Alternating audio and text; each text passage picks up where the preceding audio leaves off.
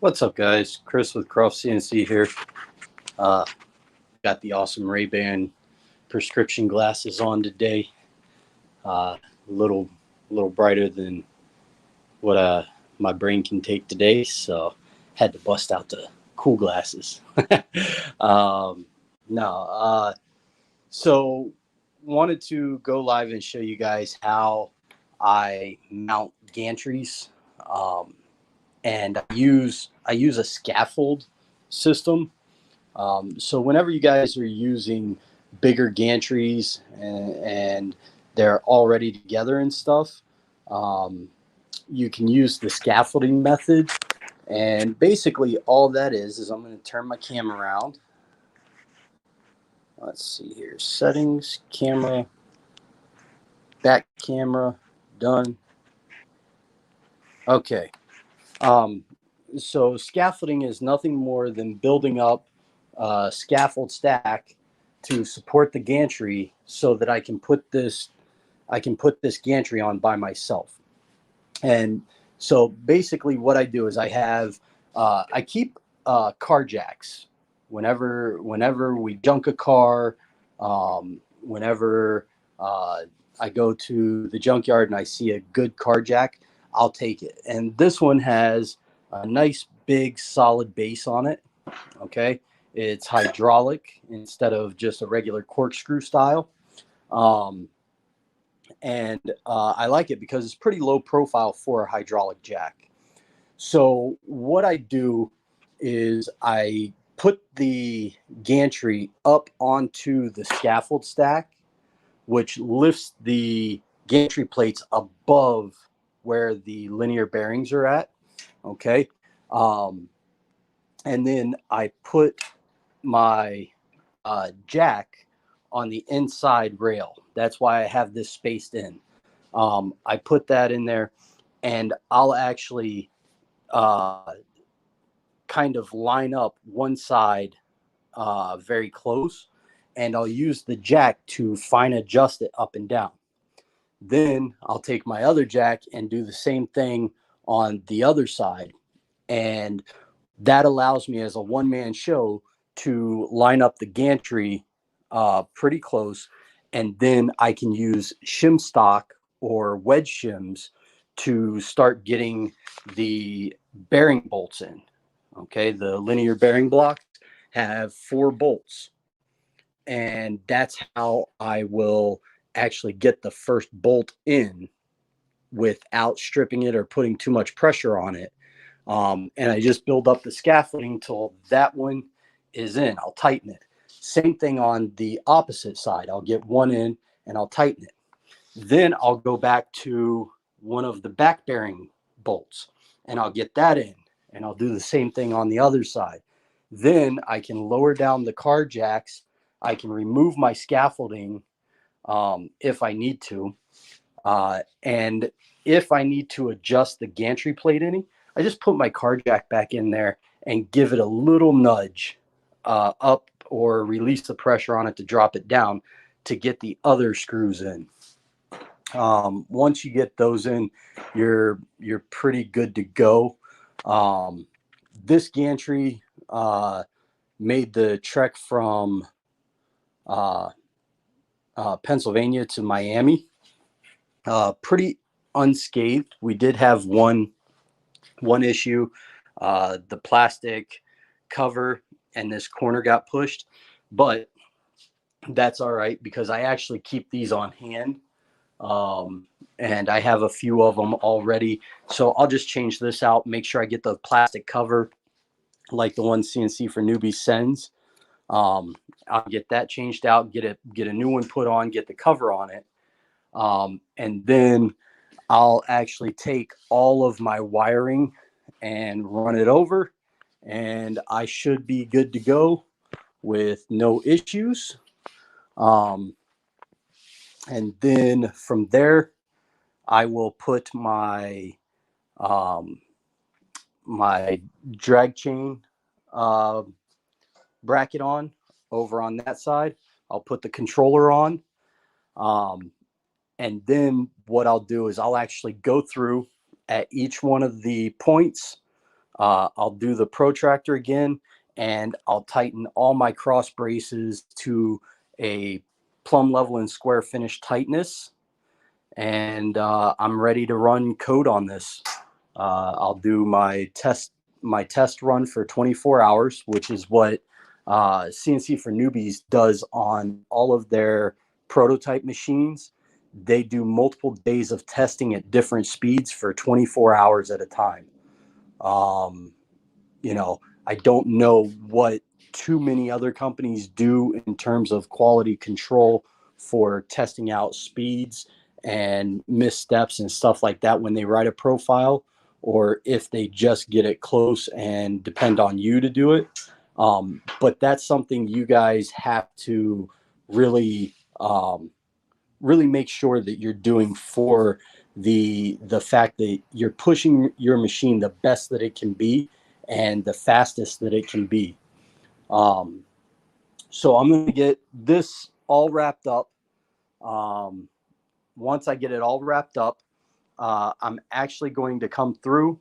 I'm going to scaffold on the cross braces down here. I'm actually going to scaffold on all 6 cross brace points. So all 6 legs at the cross braces, I'm going to scaffold it up. And then what I'm going to do is I'm actually going to take a aluminum puck, and I'm going to use a epoxy on it. I'm going to epoxy it down to the floor, and we'll have a all thread foot, and I'll actually feed that in with a bolt down at the, or a nut down at the bottom, a nut that pushes against the bottom of the leg here, and then I'll put a bolt on top to sandwich that leg in, and I'll do that on all 6 spots so that this machine is set up on the floor, plumb level square. Everything is nice and tight and rigid, and I don't have any movement or anything like that. The downside to this is if you ever want to move this machine, you have to break out the epoxy underneath of the puck. Now I use a thin set temporary epoxy, and it it basically is like a it basically is like a silicone that it allows you to remove it after you apply it. But that's what I use for temporary installations where I don't want the legs to move around or anything. And when I say temporary, I'm not moving it every day. This machine is pretty much, I'm going to come in, I'm going to load from the back side this way, and it'll load in. I will probably have this walkway right here from the garage door in. Um, this will be my computer area, so I'll probably have my computer mounted right here with a movable monitor. I might put the monitor up top so it folds down. I'm not sure yet. But I'll feed my full sheets in from the back. So as I'm doing this, I'm looking at everything in the garage and how I want it to be done. Okay. Now we have a refrigerator over there that came with the house when we bought it. I may change that out to a thinner refrigerator. I may get rid of that refrigerator and go from there. I'm not sure what's going to happen there yet.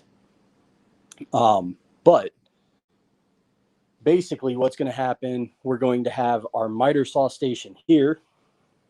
I'm going to have the 4x8 high-speed machine here, and then I'll have the 4x4 high-speed machine will be here behind the 4x8, and then the lead screw 4x4 machine will be over in this area. So I'll have all 3 of the CNC for Newbies machines where I can actually do speed tests in real time together. And I'll be able to kind of show all the little tips and tricks on how I make those assemblies in terms of like scaffolding and stuff like that. You know, I didn't realize how much help was actually needed, how many questions were actually being asked in terms of setting up the base in a plumb level square situation. Um, and people didn't really understand. There are a lot of really great commentaries out there on YouTube and explanations in the forums. Phil Johnson does a great one on the X carve. Bob Canning did a great one on the CNC for Newbies ball screw.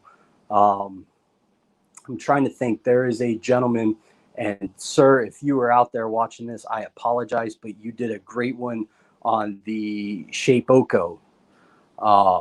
You know, and it was along the lines of Winston Moyes, but I felt it was a little bit better in terms of that. But every machine has its own little eccentric ways. For me, I think that this way is the best way to put a machine together, and I'll continue doing it that way. You know, and get everything nice and level and tight and square, and these machines will be exactly what they need to be, and go from there. So with that being said, I'm going to go through. I'm going to loosen up the back plate, get that plumb level and square with the gantry on. Do the same thing on the next rail, then the next rail, then the next rail, then the next rail, and the next rail down to the rail that I started on. And I will make sure that my rails front to back are level in space. I will make sure that my diagonal measurements are good and my diagonal level's good.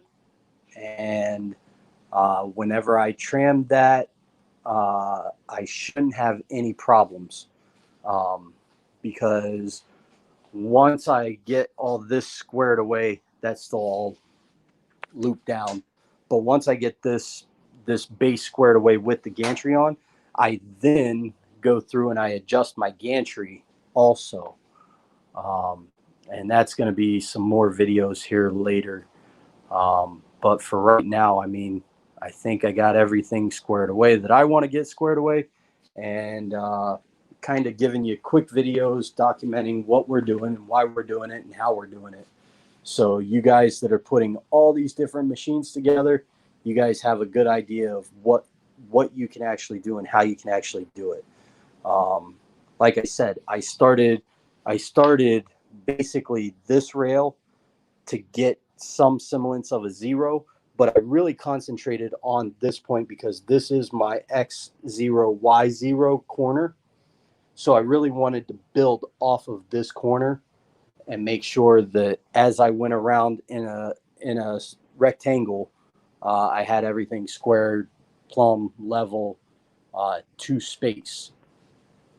And now it's just a matter of getting everything working back from the backside back to zero. Once I do that, I'll put my grid plates in for my fixture system, and I'll be running.